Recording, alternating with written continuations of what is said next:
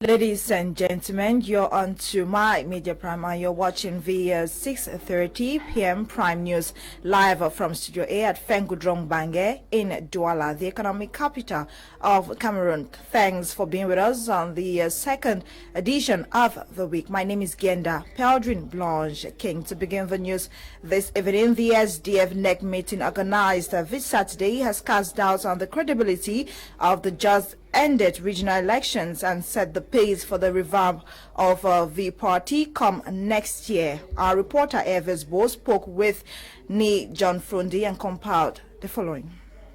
The SDF NEC meeting over the weekend in Yaoundé was held mainly to reinforce team spirit within the party. SDF chairman Ni John Frundi used the occasion to give an appraisal of the recent regional election. The SDF talked about the federal system of governance.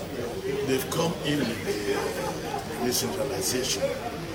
And if you are a journalist, what you're sought to know, the steps taken by the SDF in Cameroon, you see that all that we are talking was the SDF language of trying to do things the way the SDF have done.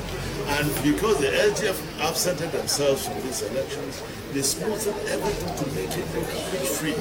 The ruling CPDM recorded a landslide victory after the SDF boycott.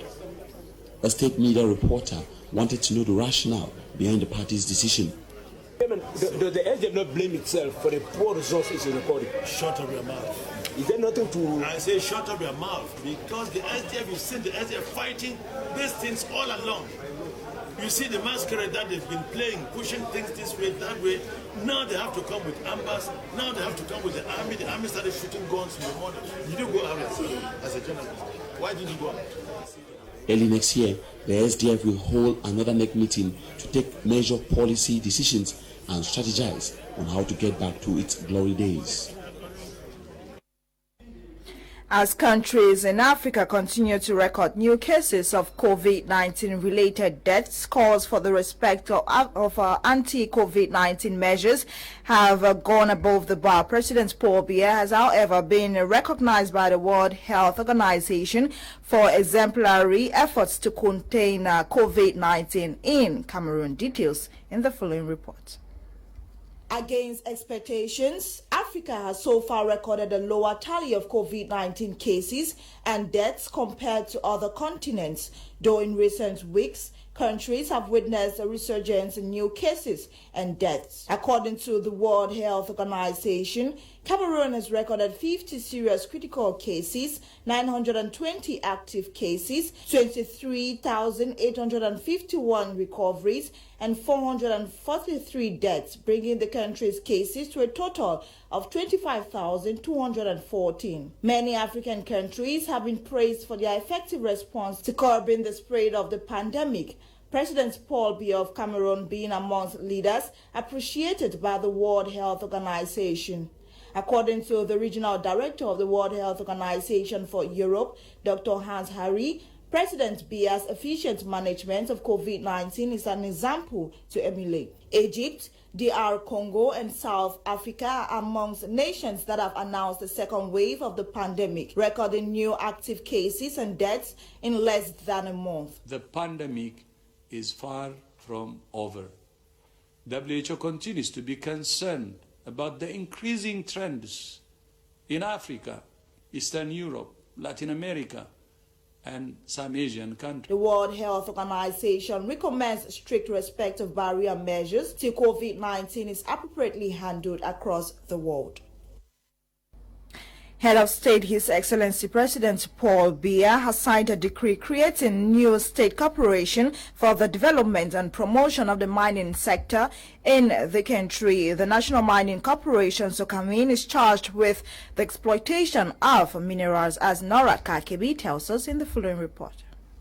The presidential decree signed on December 14th, 2020 by President Paul Biya has created a National Mining Corporation which will henceforth develop and promote the mining sector in the country. The decree sets up the National Mining Corporation, abbreviated and referred to as SONAMIN.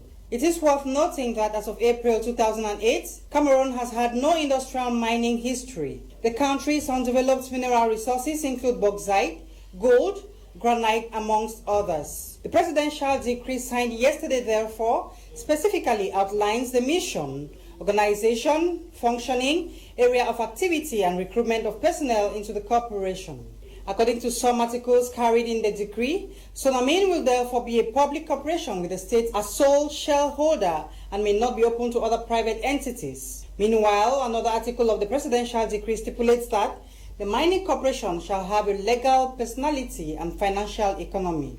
Moreover, the corporation shall be administered by a board of directors comprising 12 members in total, and the management will be strictly under the authority of a general manager, assisted by a deputy general manager if the need arises. Meanwhile, the staff will be recruited directly by the corporation. 2 men of the underworld in Bamenda, chieftain of the Northwest region, were served mob justice yesterday. They were caught stealing, beaten, and burned to death. The crowd claimed the 2 boys had been harassing Cameroon neighborhood. Eileen Sama reports.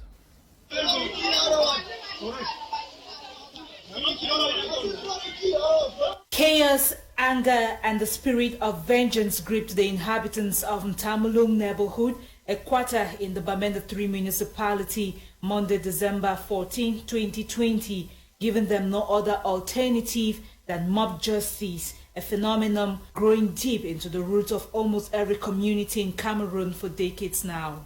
According to eyewitnesses, the armed men, 3 in number, stormed the Cameroon neighborhood Monday, December 14, in broad daylight to terrorize the inhabitants and deprive them of their money, valuables, and peace at gunpoint, as it has been the trend for past months, but then turned out to be victims of their own plot after aggressing a local in the area who screamed for help.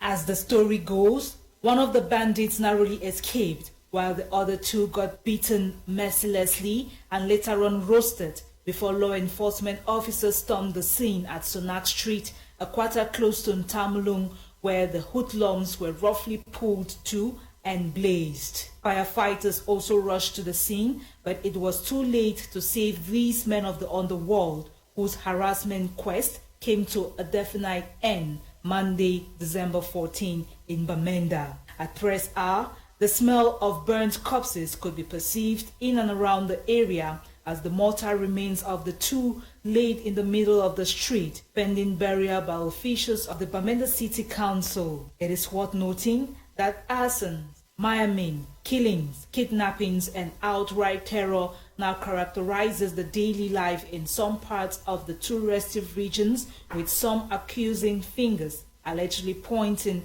at separatist fighters. Still on a sad note, a student has reportedly killed his classmate in Gaoundéré, Adamawa region of the country. According to reports, he was invited by his friend for fun's sake before he met his untimely death. Audrey Zatsa completes the story. The incident occurred on Friday, December 11th, in the Adamawa region, precisely in Gaoundéré, where Alassane, 17-year-old boy, a student in one of the schools in the city of Gaoundéré, instantly lost his life after an invitation at his classmate's home.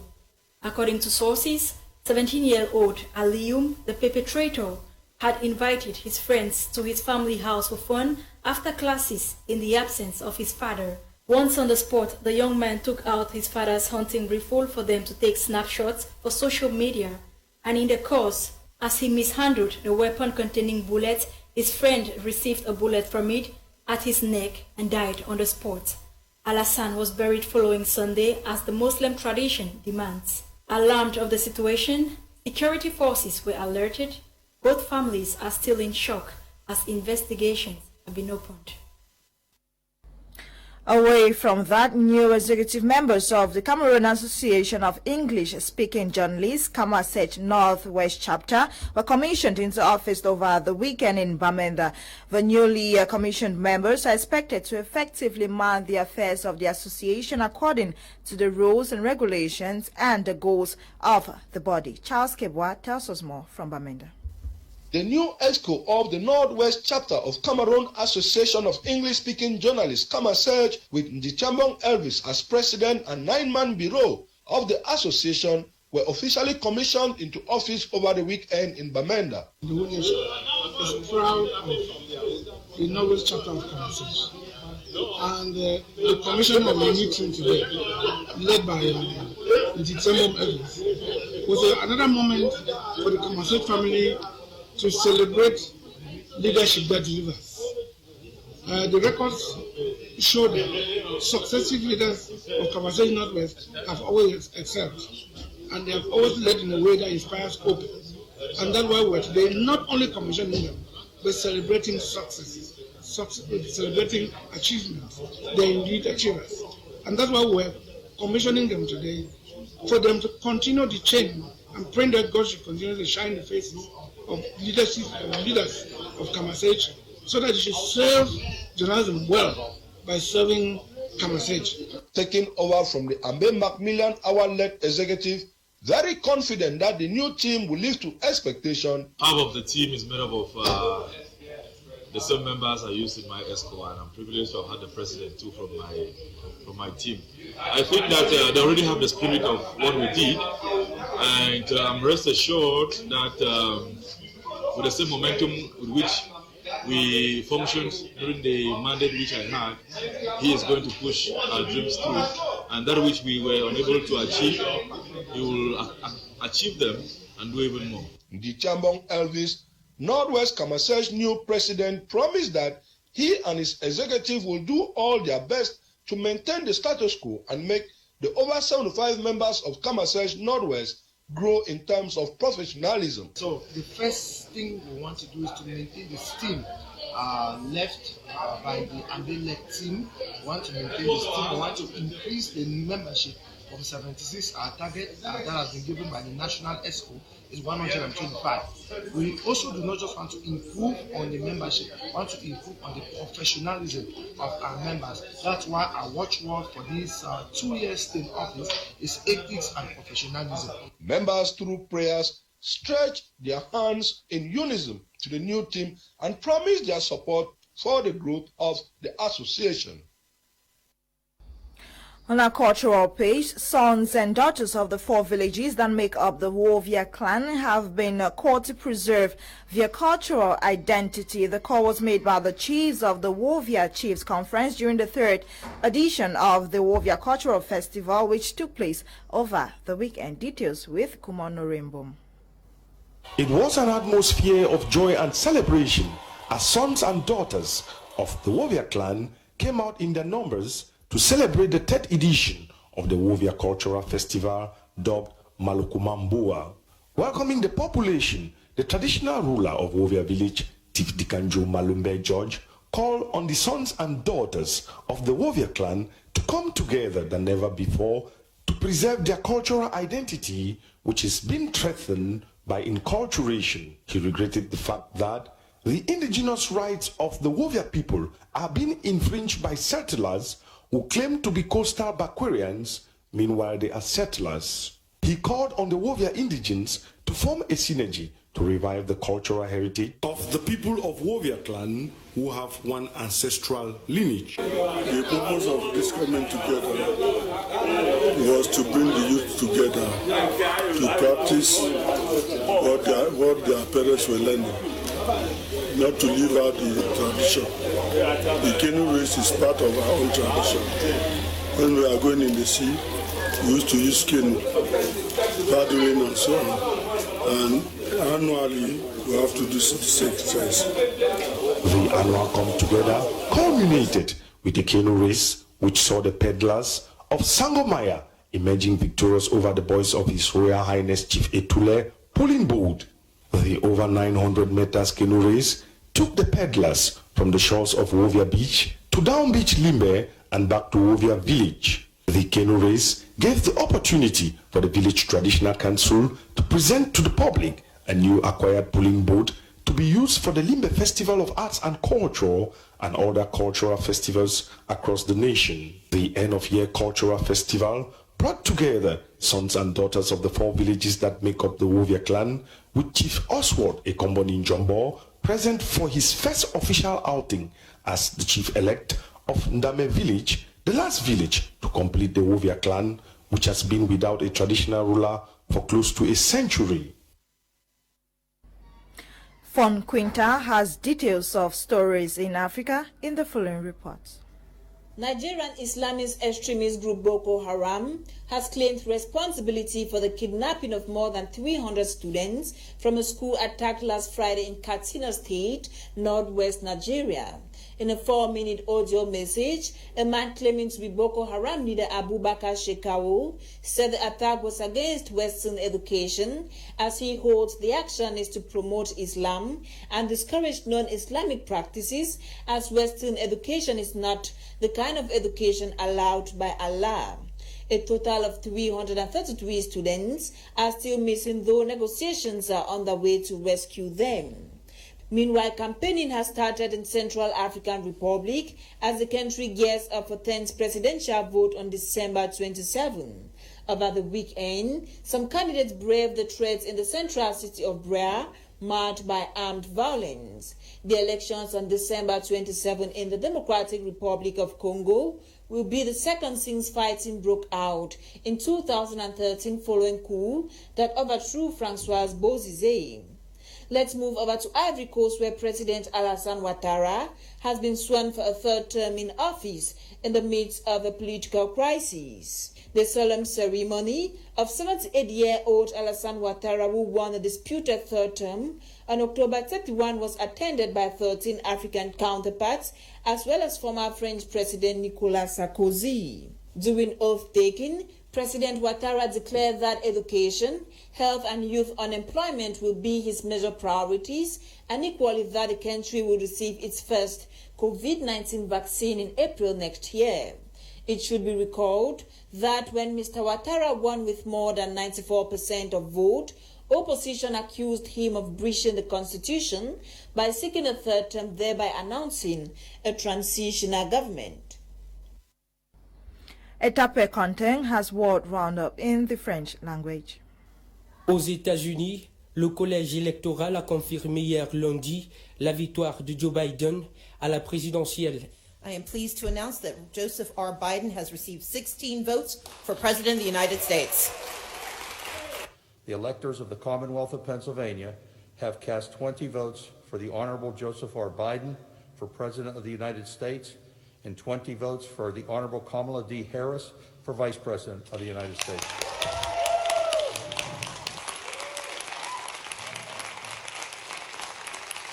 The electors have unanimously cast 16 votes for Joseph R. Biden. Dans un discours prononcé hier dans la soirée, le démocrate invite le pays à tourner la page du règne Trump, qu'il accuse d'avoir refusé de respecter la volonté du peuple. And now it's time to turn the page, as we've done throughout our history, to unite, to heal.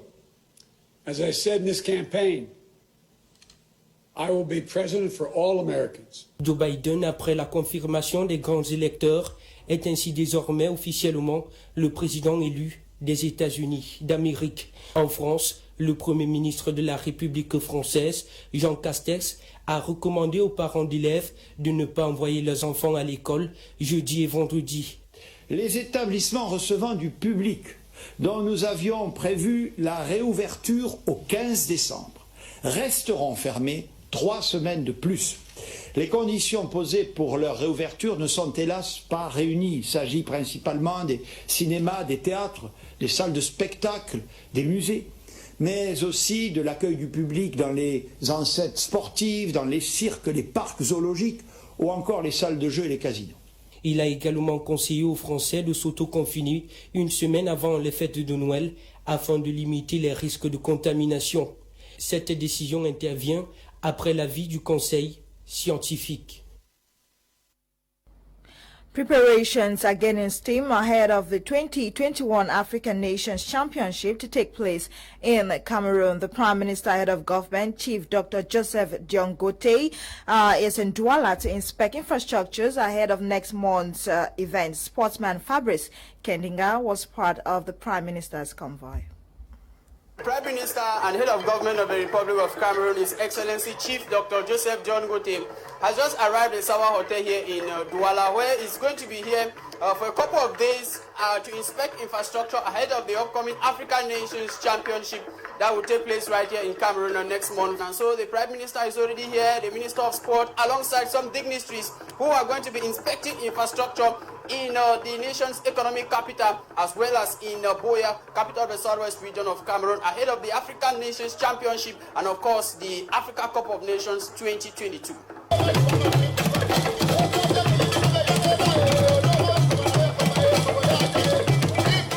This is the Omnisport Stadium out here in Douala, one of the infrastructures here marked to host matches of the African Nations Championship that will kick off here on the 16th of January right up to the 7th of February. The Prime Minister, head of government of the Republic of Cameroon, is here alongside other dignitaries to inspect this infrastructure.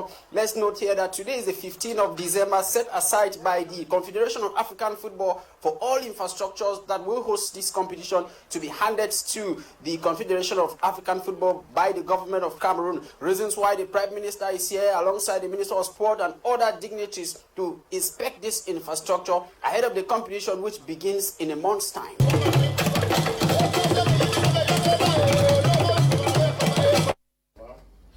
We have come to the end of today's edition of Prime News. Thanks for staying with us. The news was coordinated by Faith Tatabirinyoy, produced by Ewane Eli Nolinga. My name is Gienda Peojin Blanche King. Join us tomorrow, God willing, at 6:30 for another edition of Prime News on my Media Prime. Stay tuned at 7 p.m. Cameroon time. Prime Hour will be live with Kim Leonard and his team of analysts. You don't want to miss today's edition. Happy viewing and good night.